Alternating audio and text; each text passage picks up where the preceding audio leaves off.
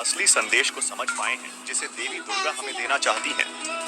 क्या आप जानते हैं कि जिस नवरात्रि का पर्व हम सदियों से मना रहे हैं, क्या यह सच में पवित्र शास्त्रों के अनुकूल है?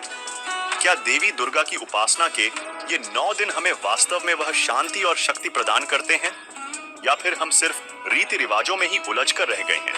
दर्शकों, चैत्र नवरात्रि का यह पर्व चैत्र मास के शुक्ल पक्ष एकम से शुरू होकर राम नवमी तक चलता है। आज हम नवरात्रि से संबंधित कुछ बेहद महत्वपूर्ण और चौंकाने वाले प्रश्नों के उत्तर गहराई से जानने की कोशिश करेंगे। सवाल नंबर 1, क्या ये धार्मिक क्रियाएं जैसे कलश स्थापना, दुर्गा पूजा, सप्तशती पाठ, व्रत, जागरण, कन्या पूजन और हवन आदि शास्त्र सम्मत हैं? क्या साधक को इनसे अपेक्षित लाभ मिल सकता है? चैत्र नवरात्रि में देवी दुर्गा के 9 रूपों की पूजा जैसे कलश स्थापना, दुर्गा पूजा, सप्तशती पाठ, जागरण, कन्या पूजन और हवन आदि को श्रद्धा और भक्ति का प्रतीक माना जाता है। लेकिन वास्तविकता यह है कि ये क्रियाएं केवल लोक मान्यताओं पर आधारित हैं, क्योंकि शास्त्रों में इनका कोई स्पष्ट प्रमाण नहीं मिलता, जिससे ये मनमानी क्रियाएं कहलाती हैं। जिसके विषय में गीता में क्या कहा गया है? गीता अध्याय नंबर 16 के श्लोक नंबर 23 में कहा कि शास्त्र विधि को त्याग कर जो मनमाना आचरण करते हैं, देखिएगा गीता अध्याय नंबर 16 के श्लोक नंबर 23 में दिखाते हैं आपको, 23 और 24 में। गीता अध्याय नंबर 16 के श्लोक नंबर हम दिखाते हैं आपको 23 में। जो पुरुष शास्त्र विधि को त्याग कर अपनी इच्छा से मनमाना आचरण करता है, वह न सिद्धि को प्राप्त होता है, न परम गति को और न सुख को ही। अब 24 में बताया कि इससे तेरे लिए, छोड़ में जाएगा 24वां श्लोक, इससे तेरे लिए कर्तव्य और अकर्तव्य की व्यवस्था में कौन से कर्म करने चाहिए भक्ति के, कौन से ना करने चाहिए, शास्त्र ही प्रमाण है।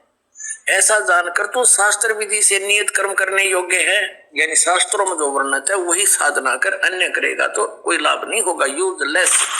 साथ ही नवरात्रि के दौरान साधक 9 दिनों तक व्रत रखते हैं और केवल फलाहार करते हैं। लेकिन क्या आप जानते हैं कि श्रीमद् भगवद गीता में व्रत करने के लिए मना किया गया है?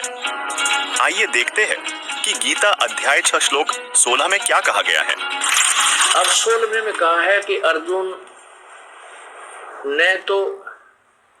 यह योग न तो बहुत खाने वाले का और न बिल्कुल न खाने वाले का, यानी न तो, अब ये एकांतम है ना, ये देखो, न अति अंश ऐसनत तु योग अस्ति च न एकांतम अन अंशत न अंशत, यानी अर्च एकांतम।